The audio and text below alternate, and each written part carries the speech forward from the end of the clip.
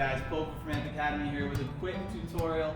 This time we're working on the lazy vault. You start with one leg in the back. It's the leg that's closest to the wall. That leg's going to go in the back. That same hand will go on the wall.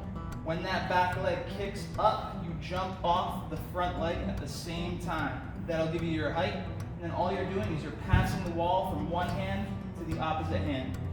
Switch your legs in the air, land on your feet, keep running. So again, when you're practicing this, you can do it with a nice seat. Kick up, land, switch legs, switch arms, step down, and that is how you do the lazy vault. Remember to make sure to like, share, subscribe, ring that bell to turn on notifications to make sure you get notified every single time we upload a new tutorial. And we'll see y'all next time.